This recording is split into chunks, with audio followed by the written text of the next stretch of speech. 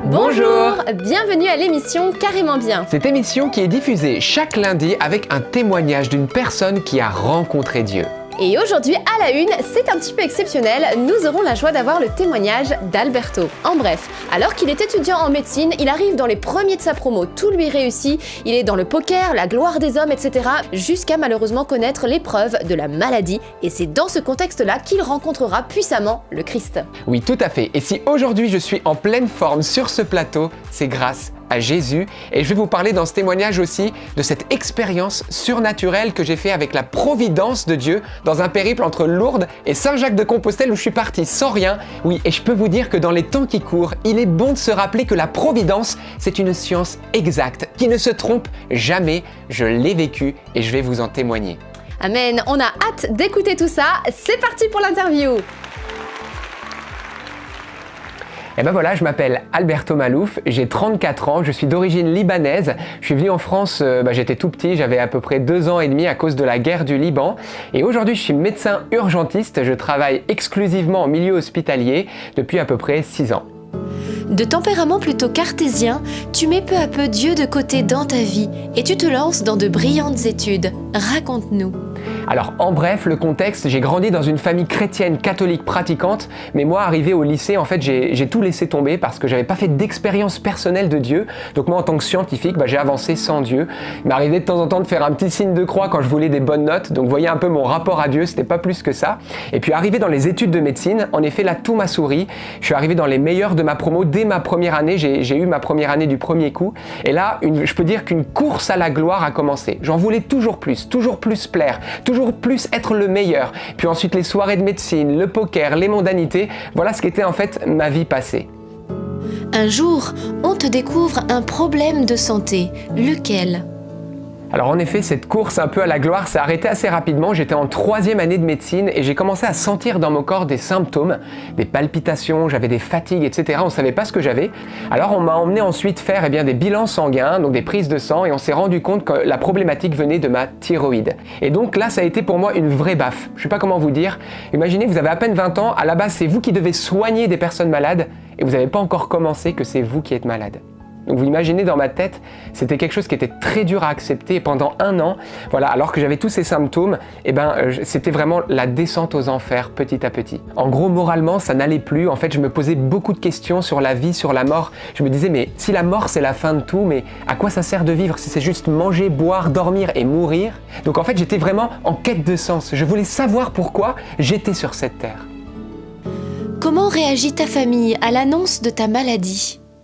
Alors mes parents, ils ont beaucoup souffert de tout ce qui m'arrivait. Je me souviendrai toujours de mon père qui était à genoux devant une croix et qui pleurait, qui priait pour ma guérison. Ils ont beaucoup prié pour moi. Et d'ailleurs, c'est là que je me suis rendu compte de la puissance de la prière. Si aujourd'hui je suis ce que je suis, c'est parce que mes parents ont prié pour moi.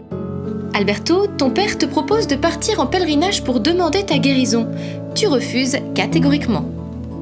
Mon père vient un jour en me disant, voilà, j'ai entendu parler d'un lieu de pèlerinage en Bosnie-Herzégovine, alors ça partait très très mal, aux Caraïbes je veux bien, mais Bosnie c'était moins bien, à Medjugorje, un lieu où on dit que la Vierge Marie apparaît. Et en fait, il avait l'espérance que j'aille avec lui et que là-bas, Dieu puisse m'apporter la guérison. Moi j'y croyais pas du tout, il avait pris 2 billets sans assurance, alors moi je lui ai dit, papa c'est très bien, tu vas partir. Un billet pour toi, un billet pour maman, bon voyage, priez pour moi, mais moi c'est niette, j'irai pas.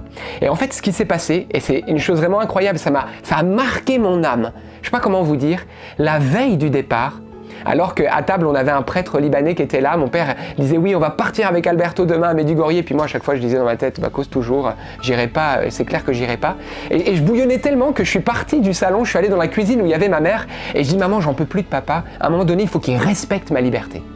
Elle me dit bon, calme-toi, tu sais, tu connais ton père, laisse-le parler, tout va bien. Et je repars de la cuisine et avant d'arriver au salon, je sais exactement où, à l'intérieur de moi, au plus profond de mon cœur, il y avait comme une voix qui me disait « c'est pas ton père qui t'invite, c'est moi ».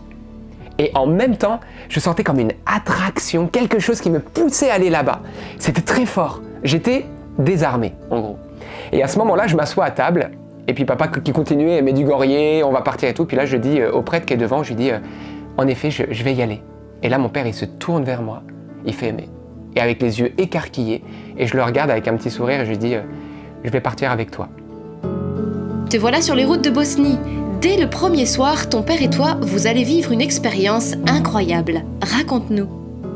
Alors le voyage, ça a été très compliqué, je vous explique. Je me suis retrouvé dans un bus qui tanguait sur les routes de Bosnie-Herzégovine, j'avais la nausée, j'en pouvais plus. Et à un moment donné, pire que tout, ils ont sorti un chapelet et ils ont commencé, avec un seul cœur, une seule âme, à prier le chapelet. Et là, je peux vous dire, j'ai fermé les yeux et je me suis dit, mais qu'est-ce que tu fais là, Alberto? Qu'est-ce que c'est que cette bande de fous qui prient d'un seul cœur? Et j'ai regretté amèrement d'avoir dit oui. Et dans cette solitude, j'ai fait, écoutez bien, la première grande prière de ma vie. Et j'ai dit, bon, moi Jésus, je te connais pas. Mais si c'est vrai tout ce qu'on a dit de toi, regarde, je suis en Bosnie aujourd'hui, c'est le moment de me donner un signe. Et j'ai interpellé la Vierge Marie, je lui ai dit, voilà, si durant ce pèlerinage, vous me montrez que vous existez, que c'est réel, moi, vraiment, je vous suivrai. À peine arrivé sur le sol de Medjugorje, j'ai posé les pieds sur ce sol-là et j'ai senti, c'était quelque chose de très fort. Ça m'a désarmé. Une paix intense, énorme, qui a envahi tout mon être, mon corps, mon âme, mon esprit. C'était comme si j'étais pris dans les bras de quelqu'un, c'était incroyable en fait. Mes symptômes, mon stress, mes pensées mauvaises, mes peurs de la mort, il y a tout qui s'est évaporé. Et je me suis dit, mais waouh, qu'est-ce qui est en train de m'arriver? Je me suis même dit, écoutez bien, c'est probablement l'effet de masse, un peu l'aspect psychologique de tout ce qu'on m'a fait subir jusqu'à maintenant. Et donc j'ai commencé à rejeter cette paix, mais elle était là. Alors je me suis dit à un moment donné, finalement c'est quand même du bon, je garde. Et moi j'espérais une chose, c'était voir la Vierge Marie. En gros, donc je regardais sous les sapins, dans les buissons, je me disais, mais si Marie apparaît, je veux qu'elle m'apparaisse. Et en fait, la Vierge Marie est vraiment apparue, mais c'est pas à moi, c'est à mon père. Et le soir, en fait, mon père a vu la Vierge Marie entre les deux sapins de Noël. Voilà, c'était la période de Noël à ce moment-là. Et il l'a vue, elle était là, au centre, en lévitation. Elle portait l'enfant Jésus sur son bras et moi, je ne voyais rien. Et je me souviendrai toujours du regard de papa, de ses larmes. Et je savais que c'était sincère. Et je me suis dit, waouh, je sens cette paix. Mon père voit la Vierge, on vient à peine d'arriver. Mais qu'est-ce qui va nous arriver encore ? Après tous ces signes, tu décides d'aller te confesser. Mais là, ça ne se passe pas comme tu avais prévu. Que se passe-t-il ? En fait, à Medjugorje, il y a des portes les unes à côté des autres et avec des prêtres qui confessent en fonction de la langue des pèlerins. Donc sur chaque porte, en fait, il y a un écriteau en fonction de la langue. Et pour les Français, il n'y avait qu'une porte avec un seul prêtre qui confessait, mais il y avait une foule qui attendait. Et donc moi, j'étais là avec papa, on s'était déplacés, puis là, je commençais à regarder ma montre. En fait, je me demandais, mais qu'est-ce qu'ils avaient fait dans leur vie pour passer autant de temps au confessionnal ? Donc je dis à papa, bon papa, c'est pas aujourd'hui le moment, on attendra, on verra plus tard. Et donc j'arrive à convaincre papa, et là on part. Et au moment où je commence à partir, il m'arrive un truc assez fou. Je passe devant une porte où il n'y avait pas d'écriteau. Donc pas d'écriteau, pas de problème quoi.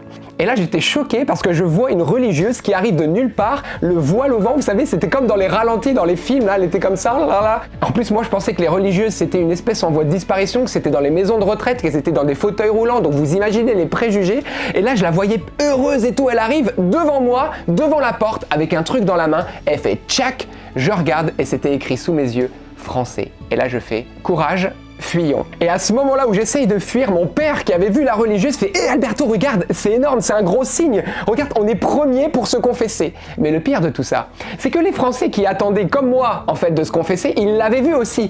Et une foule est arrivée petit à petit derrière moi. Je me suis retrouvé premier d'une nouvelle file d'attente. Je pense que ça résonne un petit peu en vous, là, les derniers seront les premiers. C'est exactement ce qui m'est arrivé. J'avais demandé un miracle à Dieu, mais pas un miracle pour changer ma vie, pas un miracle pour me confesser, pour qu'il guérisse mon cœur. Moi, je voulais que le soleil bouge, je voulais voir la Vierge Marie. Et à ce moment-là, j'étais face à la vérité de ce que je suis. Dieu voulait travailler mon cœur. Il voulait me sauver, en fait.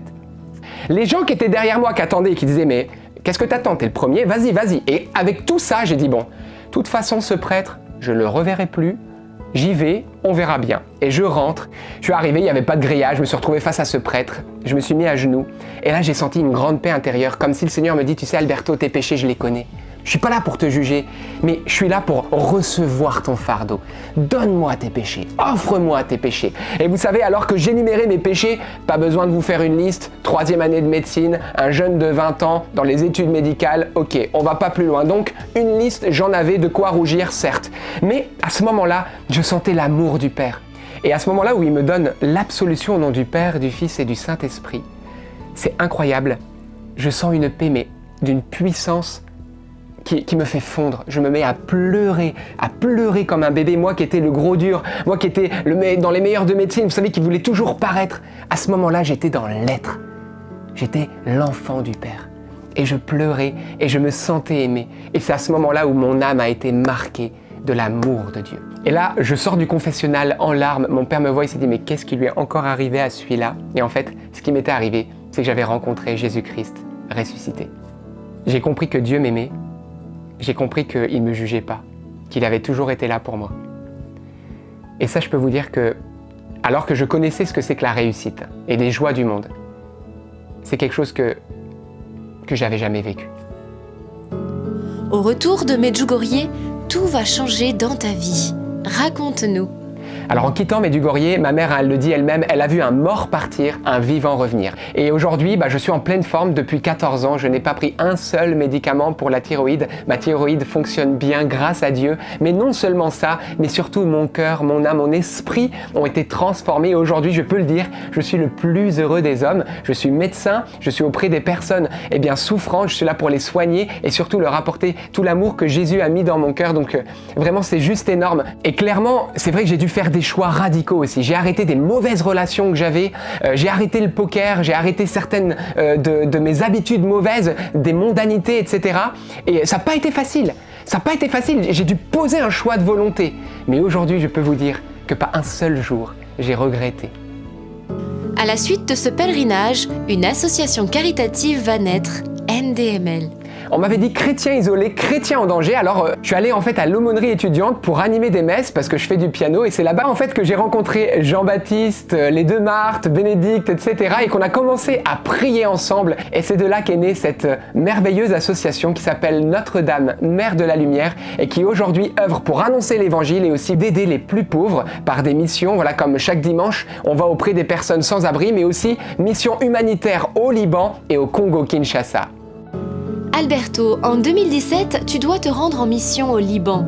Mais quelques heures avant ton départ, tu réalises que ton passeport est périmé. Dieu fait alors un miracle. Raconte-nous. Alors là oui, pour le coup, je crois qu'on peut vraiment dire que c'était un miracle, je vous explique. On était en France et on devait partir au Liban en mission pendant 10 jours. Tout était prévu depuis de nombreux mois.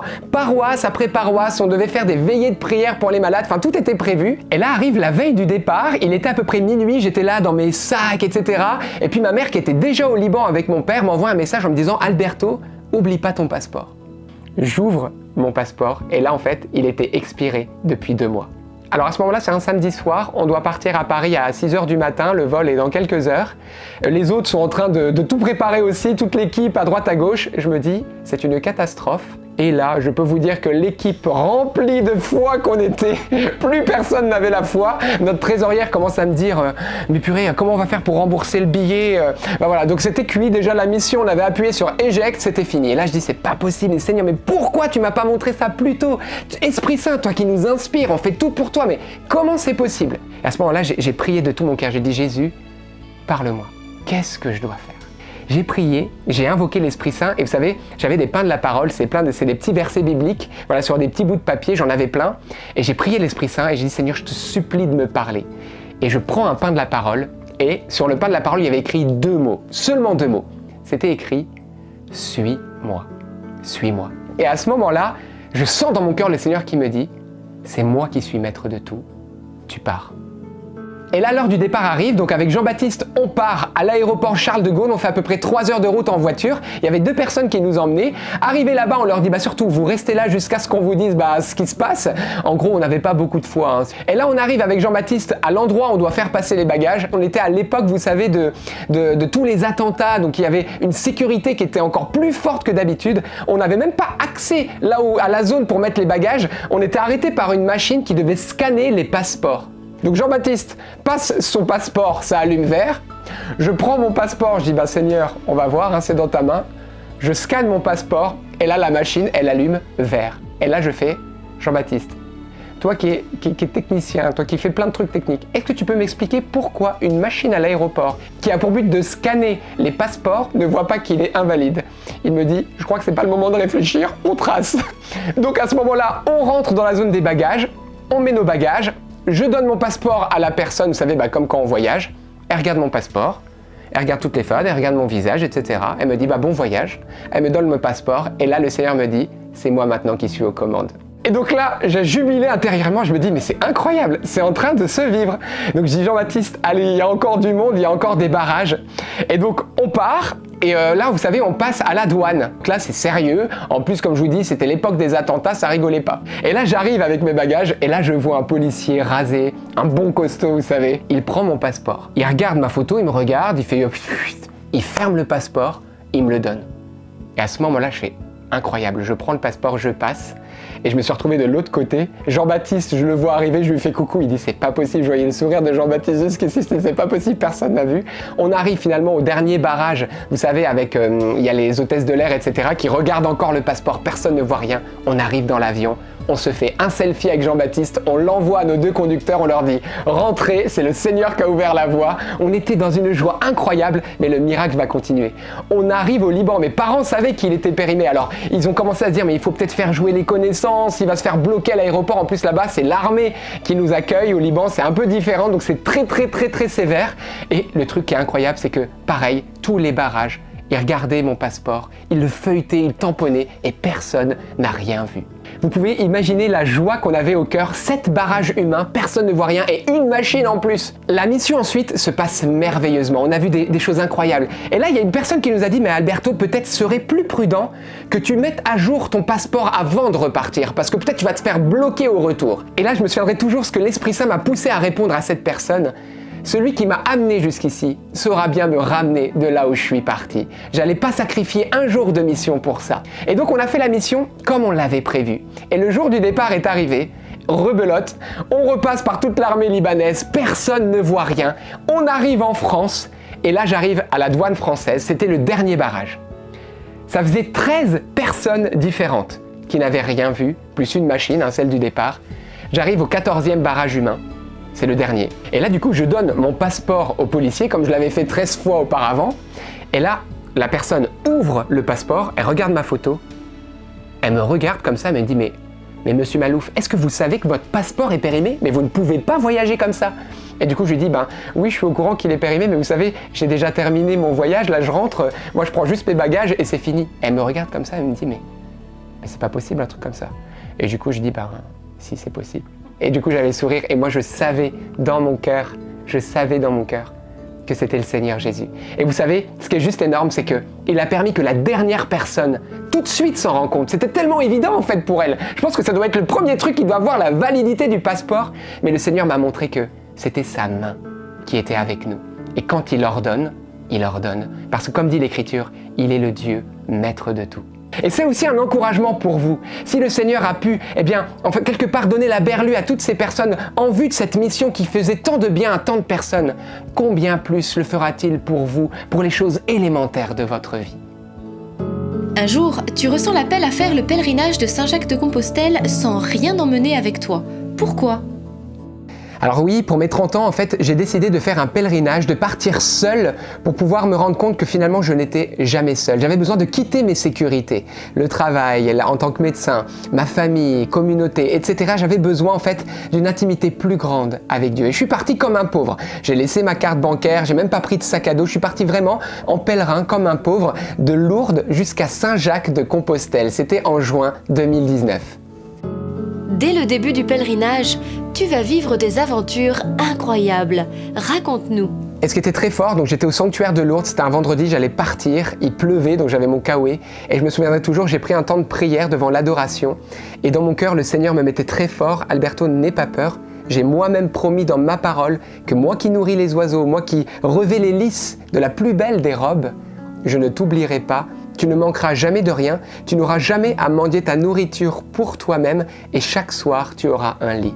Et je savais dans mon cœur que c'était vraiment le Seigneur qui me donnait cette assurance. Mais vous imaginez, j'étais face quand même à un acte de foi énorme. Et là, je vais juste vous raconter les 2 premiers jours, ce qui m'est arrivé, et vous allez voir. Et après la suite, ça a été pareil. Mais là, il faut vraiment que je vous dise comment le Seigneur m'a trouvé un toit et comment il m'a nourri d'une manière totalement providentielle.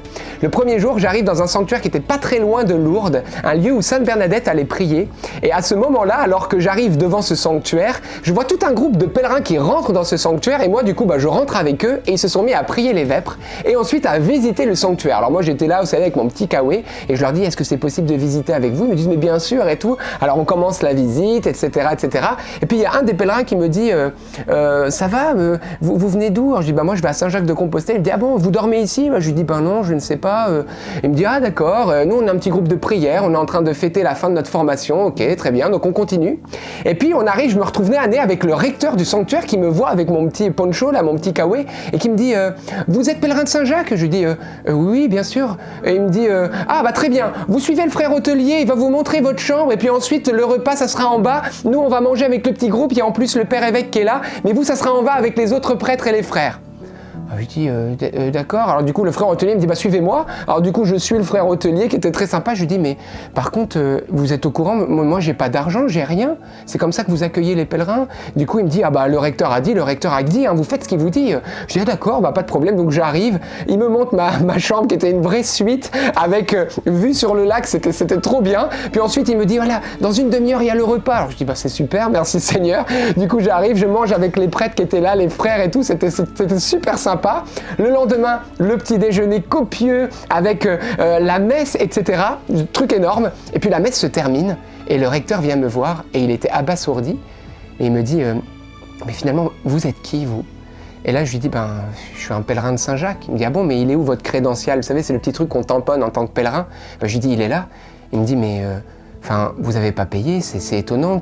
Comment vous êtes retrouvé là? Je dis ben c'est vous qui m'avez dit hier en fait de suivre le frère hôtelier. Et en fait il avait eu totalement la berlue, il ne se souvenait pas lui-même de l'invitation qu'il m'avait faite. Donc il tombait des nues, il m'a tamponné le crédential et puis finalement on s'est quitté comme ça et lui-même il s'est dit mais comment c'est possible que je l'ai accueilli? C'est fort. Raconte-nous maintenant le deuxième jour. Alors le deuxième jour, il est trop drôle. Je me retrouve dans une petite ville qui s'appelle Oloron-Sainte-Marie. Alors le truc, c'est que je me retrouve dans une petite église. Il était à peu près 15h30, je me suis mis à prier, le chapelet, le rosaire, etc., la miséricorde divine. Et au bout d'une heure, je me dis, bon, bah je vais partir. Vous savez, je savais pas où j'allais dormir, ce que j'allais manger. Et en sortant, je sens intérieurement quelque chose qui me poussait, c'était plutôt quelqu'un, c'était l'Esprit Saint, qui me poussait à revenir dans l'église. Alors je rentre de nouveau dans l'église, et là, je continue à prier une bonne heure. Et à peu près vers 17h, une femme arrive, la cinquantaine d'années, puis elle me voit là, elle arrive avec son chapelet à la main, et puis elle me dit, elle m'interpelle, elle me dit excusez-moi, est-ce que c'est bien là que le groupe de prière se réunit pour prier le chapelet?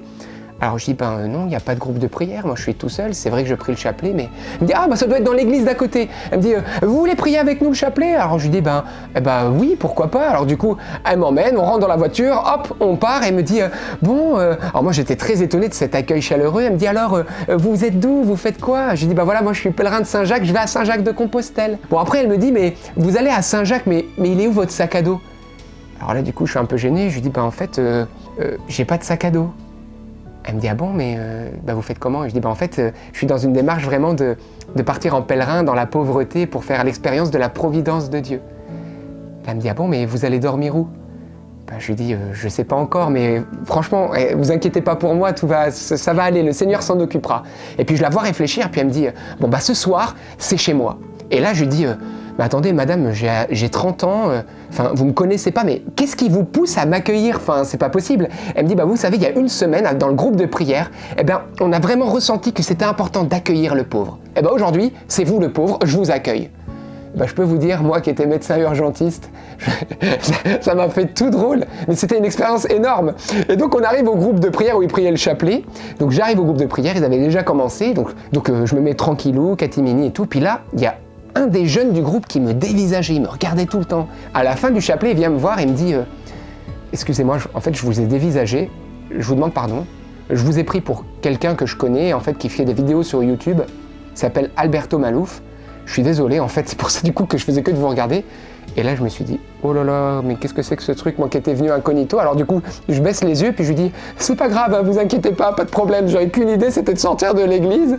Et du coup je me carapate, et là la petite dame qui s'appelle Anne-Marie me dit on va aller à la maison, j'ai aussi ma maman qui est là. On part dans la voiture et puis elle roule, et puis là elle me dit ah mais sinon comment vous vous appelez?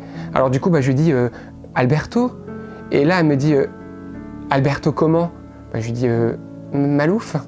Elle me dit, ah bon, mais c'est incroyable, on prie pour vous, on vous suit sur les réseaux sociaux, c'est super, on va appeler tout le monde, les prêtres, le groupe de prière, on va faire quelque chose ensemble et tout. Là, je dis, non, surtout pas, surtout pas. Je suis venu pour être au contraire seul avec Dieu, en catimini, tranquille. En plus, vous savez, à cette époque-là, on n'avait pas une chaîne YouTube hyper dynamique comme maintenant, où on pourrait se dire, voilà, à force de vidéos. C'était une période, en fait, où on était beaucoup moins visible sur les réseaux sociaux, donc je tombais des nues dans cette ville d'Oloron-Sainte-Marie, en finalement, d'arriver chez des personnes qui non seulement me connaissaient, mais m'aimaient et priaient en communion avec nous. Donc c'était incroyable. Elle était pleine de joie et du coup je lui dis, bah voilà, s'il vous plaît, votre maman ça va, mais pas plus de monde parce que je suis vraiment dans une démarche de prière. Et vous vous imaginez, je suis arrivé, les pieds sous la table, la petite tisane d'accueil, les petits chocolats, la chambre avec le lit, je dirais triple tellement il était énorme. Vous vous imaginez, ça c'est que les 2 premiers jours. Et ben ça a été 21 jours comme ça.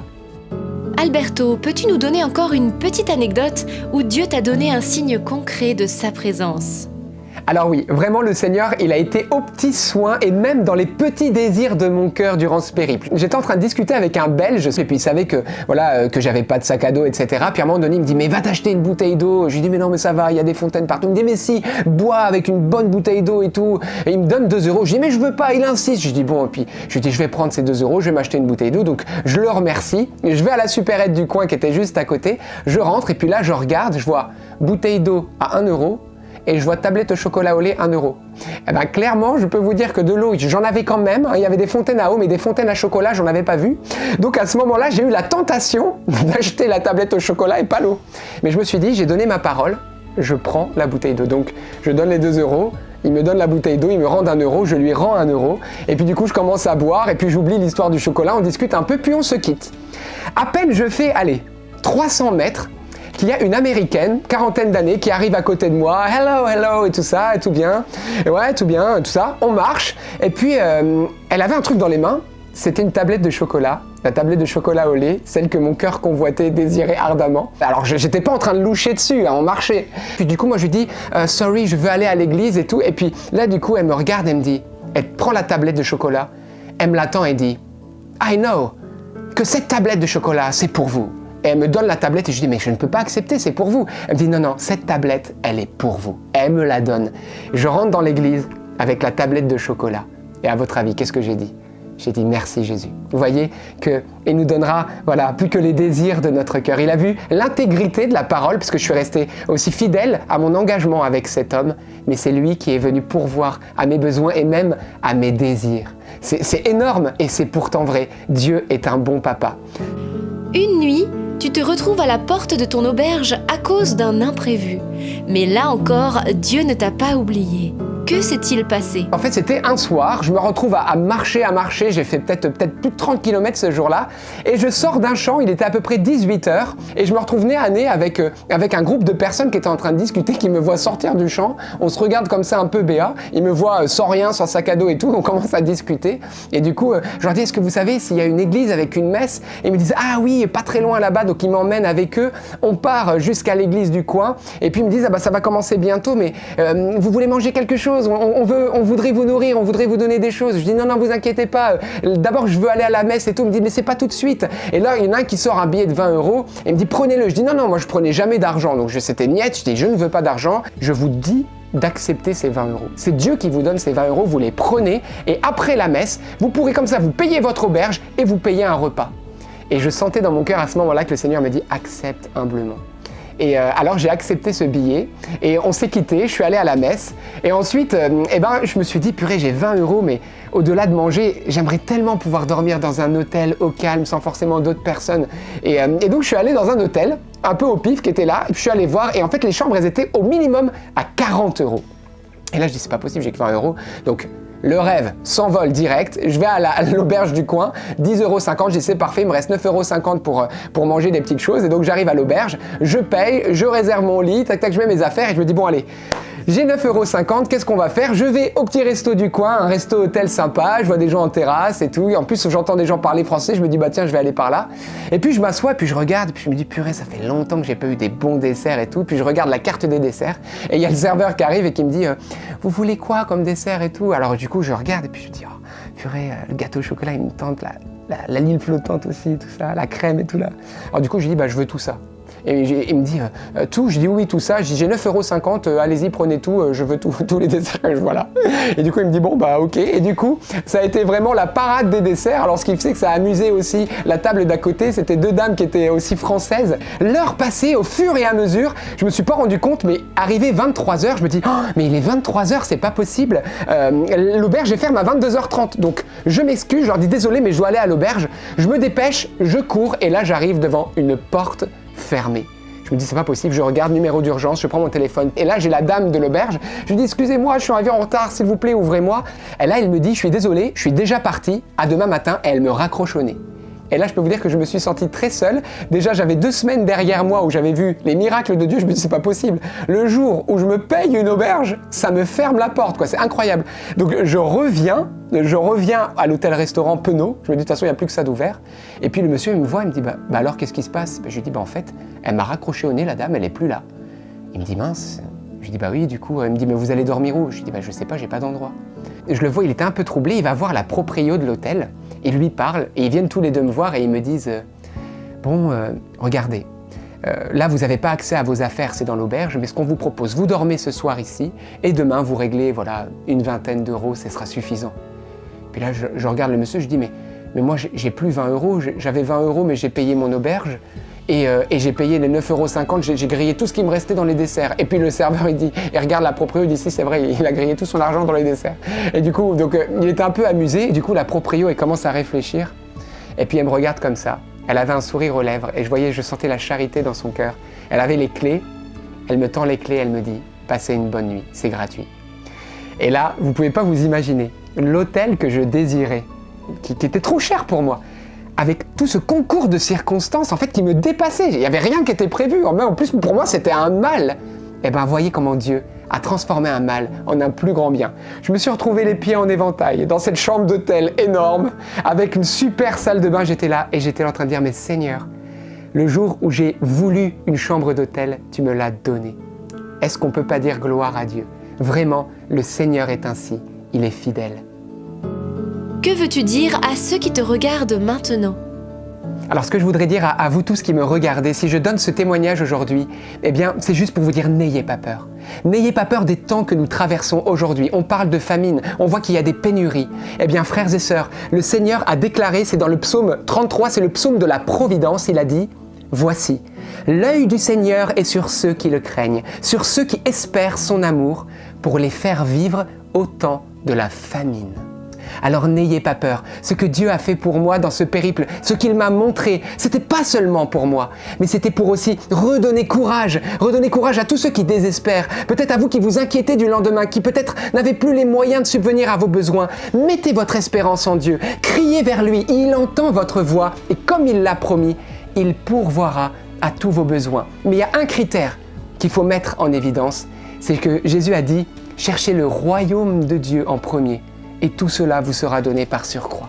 Donc si on cherche la présence de Dieu en premier, sa justice, vivre sous son regard, ses commandements d'amour, alors la promesse de Dieu, c'est que sa faveur, sa bénédiction nous poursuivra et nous atteindra tous les jours de notre vie. Un mot de la fin? Oui, j'aimerais vous partager une phrase, ne l'oubliez jamais, elle vient de la Bible.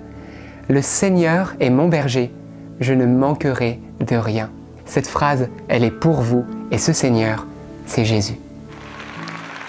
Merci Seigneur pour ce témoignage. On rend grâce à Dieu avec toi Alberto. Oui, merci Seigneur. Vous voyez, il fait des merveilles. Comment ne pas lui dire merci? Oui, on se rend compte vraiment que Dieu est capable de transformer puissamment nos vies. Oui, tout à fait. Il l'a fait pour moi. Il peut le faire pour vous, pour vos enfants, petits-enfants. Donc ne nous décourageons pas. Sans plus tarder, eh bien, on va entrer ensemble dans un temps de prière à vos intentions et on va accueillir sur le plateau Catherine et Marthe. Et ensemble, d'un seul cœur, eh bien, nous allons déposer nos intentions devant le Seigneur. Bienvenue sur le plateau. Merci. Entrons sans plus tarder maintenant dans ce temps de prière à vos intentions. Amen. Seigneur Jésus, déjà je te remercie pour tout ce que tu fais dans nos vies et ce que tu as fait aussi dans la vie d'Alberto. Et j'aimerais te confier tout particulièrement les jeunes, peut-être vos jeunes, à vous qui nous regardez. Je te prie Seigneur de vraiment les toucher en plein cœur, qu'ils puissent expérimenter puissamment ton amour, qu'ils puissent te rencontrer et que leur vie en soit totalement bouleversée. Oui, amen. Et frères et sœurs, je demande au Seigneur que la grâce qu'il m'a donnée, il puisse également la donner à vos enfants, à vos petits-enfants. C'est pourquoi ne vous découragez pas, continuons à prier pour eux. Et pour les confier, je vous propose quelque chose d'assez concret. Dans le chat ou dans les commentaires de cette vidéo, eh bien on peut écrire « Seigneur, je te confie » et puis ensuite vous mettez le prénom. Arthur, Ludovic, Sandra, Sandrine, etc. Et nous savons par la foi que le Seigneur entend et répondra. Amen. Seigneur, on voudrait aussi te confier tout le corps médical pour qui en ce moment le travail est difficile, eh bien qu'ils aient ta force, Seigneur, qu'ils ne désespèrent pas, mais que tu leur donnes vraiment la grâce de persévérer et de continuer à soigner tous les malades. Seigneur, que ce soit les médecins, les aides-soignants, les infirmiers ou tous ceux qui sont auprès des malades, donne-leur ton amour, ta force et cette espérance. Amen. Amen. Et Seigneur, on veut te demander également une plus grande foi en ta providence. Nous savons que tu pourvois à nos besoins, que tu nourris les oiseaux, alors combien plus, eh bien, tu veilleras également à nos besoins. Donne-nous cette confiance, cet abandon pour l'avenir et chasse toute peur de nos cœurs.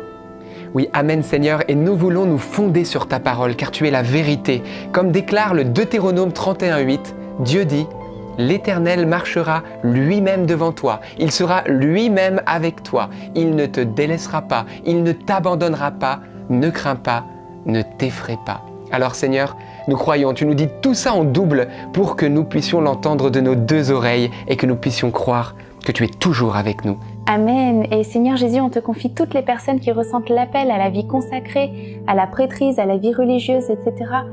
Donne-leur la force de répondre à ton appel parce que oui Seigneur, eh bien tu veux les combler, tu veux les remplir de joie et parce qu'il y a tellement de bonheur à te dire oui. Seigneur, je te confie également l'Église, qu'elle puisse être attentive à accueillir les jeunes, parce que les jeunes ne sont pas l'Église de demain, mais bien l'Église d'aujourd'hui. Donne aux jeunes vraiment cette grâce de témoigner de toi, Seigneur. Merci. Amen. Eh bien, je vous propose maintenant que nous puissions nous en remettre à la Vierge Marie. C'est une mère, elle veille sur chacun d'entre nous, alors faisons-lui confiance. Je vous salue Marie, pleine de grâce. Le Seigneur est avec vous. Vous êtes bénie entre toutes les femmes, et Jésus, le fruit de vos entrailles, est béni. Sainte Marie, Mère de Dieu, priez pour nous pauvres pécheurs, maintenant et à l'heure de notre mort. Amen. Et bien voilà, c'est déjà la fin de notre émission, mais on se retrouve la semaine prochaine pour une nouvelle interview. Oui, tout à fait, et ne partez pas sans vous abonner si ce n'est pas déjà fait, c'est simple, vous faites comme à l'écran, vous cliquez sur s'abonner et n'oubliez pas la petite cloche qui vous permet de ne rater aucune des prochaines émissions. Et également, n'oubliez pas de liker la vidéo si vous l'avez appréciée. Et enfin, partagez la vidéo, c'est très important. À vos connaissances, vos amis, peut-être si vous avez des enfants, des petits-enfants. Et pourquoi leur partager? Eh bien pour leur rappeler que oui, Dieu fait encore des merveilles aujourd'hui. Alors on compte sur vous. On vous dit à lundi prochain et n'oubliez pas, Rien n'est impossible à Dieu. À lundi.